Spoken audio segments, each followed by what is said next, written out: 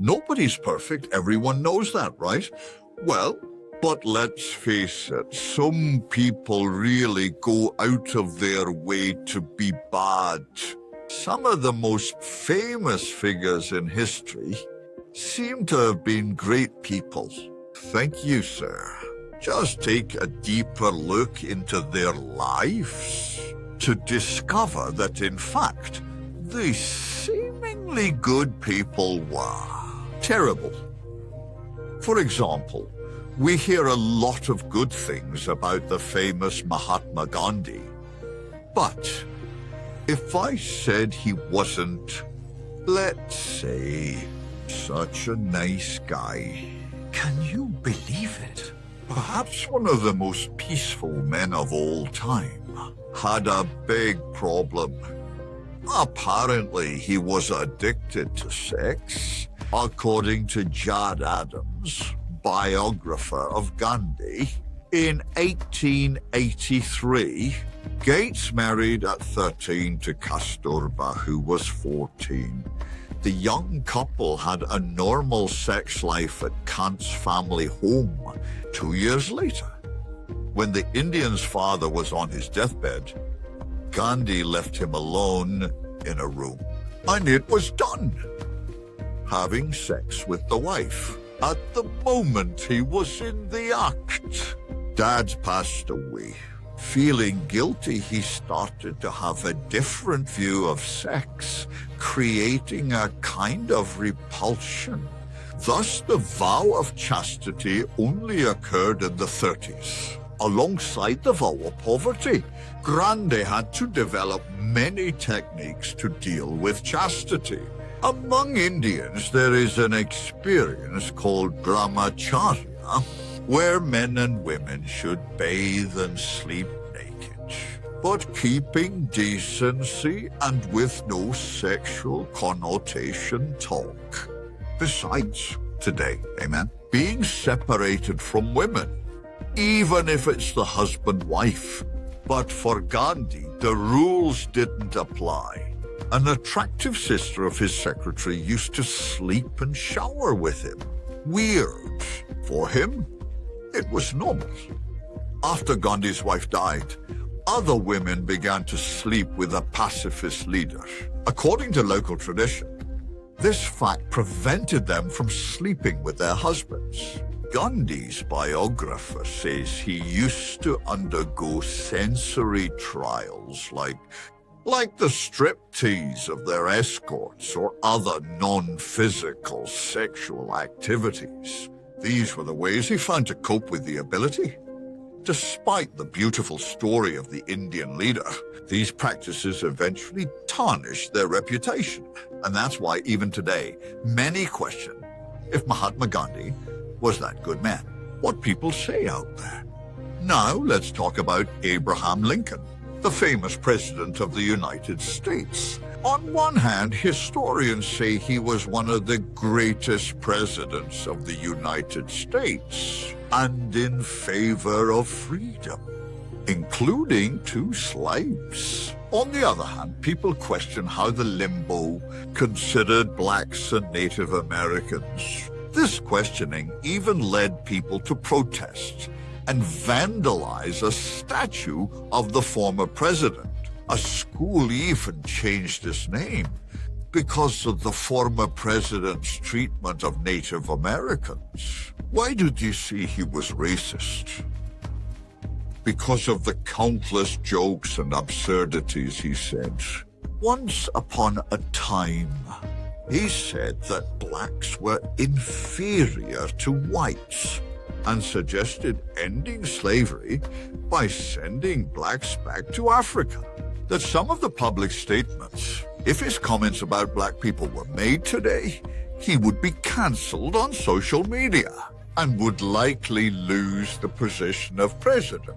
Some people point out that he did all this over 150 years ago.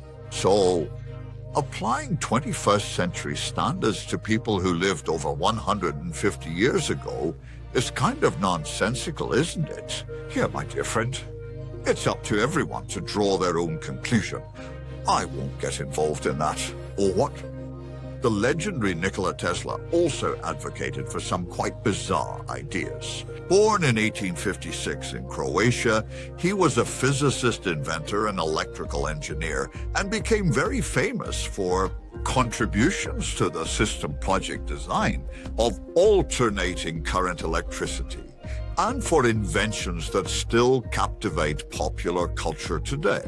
He also advocated for eugenics, which, for those unaware, is about selecting human beings based on their inherited traits, with the goal of improving future generations. It all started with eugenics, which inspired that German dictator's ideas. You know, the one I'd rather not name, the one who believed in the theories of racial purity. In 1935, in one of his notes, Tesla wrote his support for eugenics, writing the following: "By the year 2100, eugenics will be universally established. In past eras, the law governing the survival of the fittest practically eliminated the less desirable tensions. Then, a new sense of human compassion began to interfere with nature's relentless workings. As a result, we continued to keep ourselves alive and nurture the unfit. The only method compatible with ours, blocking the reproduction of the unfit based on notions of civilization and race through sterilization and the deliberate guidance of the mating instinct. Various European countries and several states of the American Union sterilize criminals and the insane. The trend among eugenicists is that we should make marriage more difficult. Basically, anyone who isn't a desirable parent shouldn't be allowed to have children. Tesla was not alone in believing in this. Support for eugenics was one of the few things that people across all political lines in the early 20th century agreed. Fortunately, this kind of thinking, which even became very popular among the Brazilian elite, it did not spread enough to be put into practice. For some, criticizing Mother Teresa of Calcutta is almost a sin. Famous for helping the poor and the sick, some say it might not have been that good. Maybe the real motives of Mother Teresa were actually kind of selfish, perhaps? Well, with less focus on helping people. Well, more they stay where they are. Give the numbers of your own religion. Despite having tons of charity donations at her disposal, Mother Teresa's missions hardly helped poor and sick people to become healthy.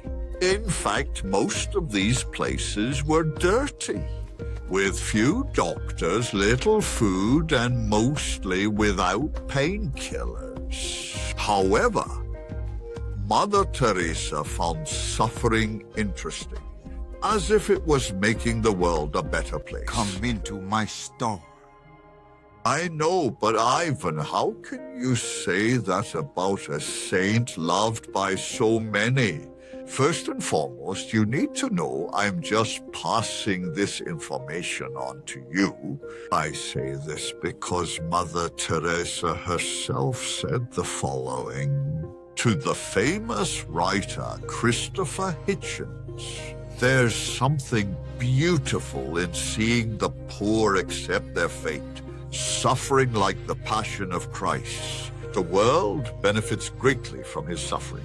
Naturally, this didn't apply to Teresa herself, who, according to Hitchens, he regularly received care in good North American hospitals when he was sick. Apparently, for Hitchens, the world wouldn't gain anything if they only offered the pots. The author also believes that Marvel and Teresa's real goal was to use their charity efforts, was to convert people to Roman Catholicism. Moreover, she felt that the poor, the sick, and the suffering were like Jesus on the cross. And if they suffered as Christ did, it would bring them closer to the Son of God. Finally, let's talk about John Lennon. The Beatles were 20 times at the top of the charts, with 34 songs in the Billboard's top 10 and some of the most recognized songs on the planet. As talented as he was, Lennon, however, was not such a nice guy, it is said. Not only did he abandon his child, but he physically abused his wife before leaving her. This time, it's not the people drawing these conclusions. The singer himself said in an interview that he used to be cruel to his wife, beating her and pushing her away from the things she loved. In fact, he admitted he was a jerk.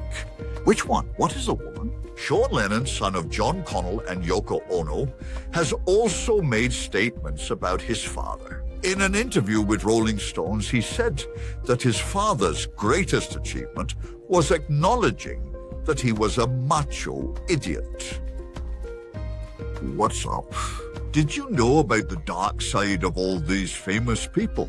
Remembering once again that what we are presenting here, okay, speaking of which, the viewpoints of different historical personalities. And this doesn't mean everything said here is an absolute truth. We're talking about life perspectives. And as I said before, it's up to each individual to analyze and draw their own conclusions. Until next time, a big hug. Bye.